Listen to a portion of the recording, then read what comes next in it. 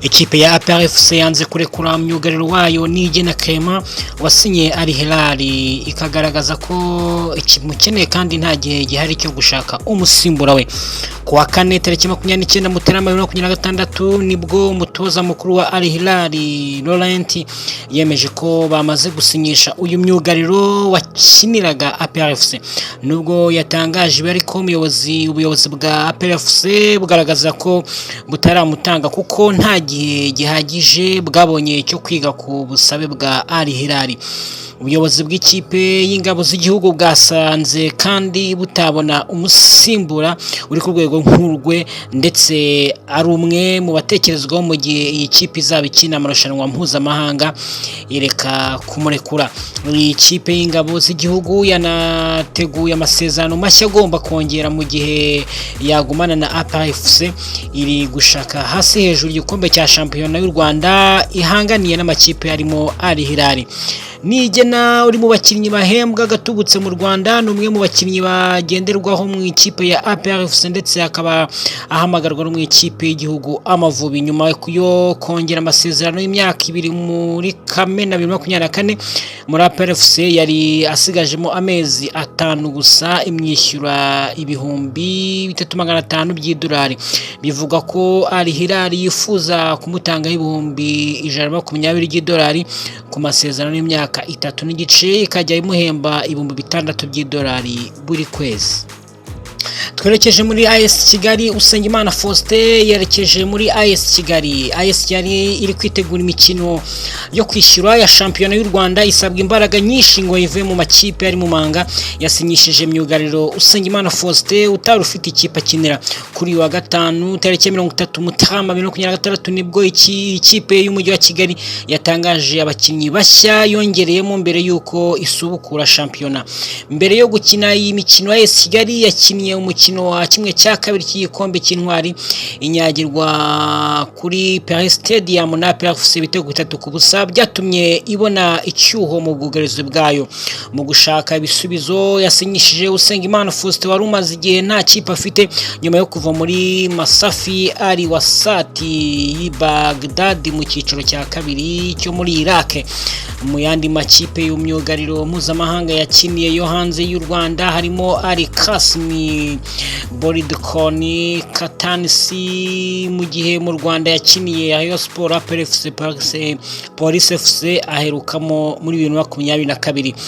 Undi myugariro wongeye muri AS Kigali mu gihe cy'amezi 6 ni Sinai Muri Diara ukomoka muri Mali wakiniye amakipe arimo AS Oto FC, Jolibana FC, Dakika.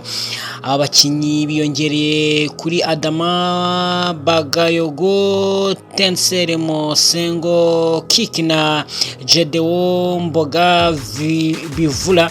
AS Kigali yatandukanye na Jijas Morocco Dukapere wagiye muri Mbeya City yo muri Tanzania na Rudasingwa Prince wagiye muri Paris FC iri ku mwanya wa 14 n'amanota 16 ku rutonde rwa shampiyona y'u Rwanda. Reka tugaruke i Kigali. Al Hilal yaraye itsinze Mamelodi Sundowns i Kigali, aho iyi kipe yo muri Sudan yatsinze Mamelodi Sundowns yo muri Afrika y'Epfo ibitego 2-1 mu mukino w'umunsi wa 4 wa CAF Champions League watumye iyi kipe yo muri Sudan iyobora itsinda n'amanota 8. Uyu mukino wabereye kuri Stade Amahoro mu ijoro ryo kuwa gatanu tariki 30 Mutarama 2026 ni umukino wari ukomeye kandi witezwe cyane kuko amakipe yombi yanganyaga amanota 5 bityo buri imwe yashakaga kongera ikinyuranyo. Uyu mukino watangiye utuje amakipe yombi yigana byatumaga ugenda gake. Ku munota wa 10 Mamelodi yazamutse yihuta, Marcelo Alende Bravo atera ishoti umunyezamu Soufiane Odrago arikuramo umupira ukubita umutambiko ujya muri koroneri. Ku munota 10 15 ikipe yo muri Afrika y'Epfo yasatiraga cyane itangira no guhusha ibitego mu minota 25 Al Hilal yinjiye mu mukino abarimo Girumugisha Jean Claude na Mohamed Yagubu batangira kugera imbere y'izamu ryarinzwe na Denis Onyango. Ku minota 35 umukino watuje amakipe yombi yakiniraga cyane mu kibuga hagati ntibyatinze kuko ku munota ya nyuma y'igice cya mbere Girumugisha yahinduraga imipira myinshi ariko hakabura uyisunika mu nshundura.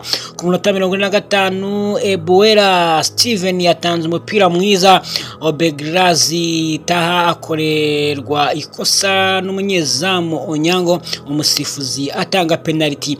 Yinjijwe neza cyane na kapiteni Mohamed Yagubu Yusufu ku mupira yateye mu nguni imwe umunyezamu akajya mu yindi. Igice cya mbere cyarangiye Al Hilal yatsinze Mamelodi igitego kimwe ku busa. Ikipe yo muri Sudan yatangiranye igice cya kabiri igitego cyatsinzwe ku munota 48 nagira umugisha Jean Claude ku ishoti rikomeye yatereye hanze y'urubuga rw'amahina. Ku munota 60 Mamelodi yishyuye igitego cya mbere cyatsinzwe na Artude Oliveira Sales ku ishoti ryiza yateye rigendera hejuru. Ku munota 70 ikipe yo muri Afrika y'Epfo yakomeje gusatira cyane ariko kureba mu izamu bikaba ikibazo. Mudau Jason yabahaye umupira mwiza Artude Oliveira awuhindura imbere y'izamu Pete Charolire awuteye umunyezamu Sofiane awukuzamo amaguru. Ku munota 45 umukino watangiye ugenda gake amakipe yombi yarushye ariko Mamelodi ikanyuzamo ikiharira umupira kuko muri minota Al Hilal yarindaga igitego cyayo. Umukino warangiye Al Hilal yatsinze Mamelodi ibitego 2-1 ifata umwanya wa mbere n'amanota 8 ikurikiwe n'iyo muri Afrika y'Epfo ifite amanota 5. Undi mukino wo muri tsinda uzahuza ASRG ya gatatu ifite 4 ku cyumweru tariki ya mbere Gashyantare 2026. Reka tubashimire rero mwebwe mwadukurikiraga ntibagiye gukora subscribe kugira ngo tujye tubageza amakuru y'imikino kandi yizewe vuba. Mane barindi.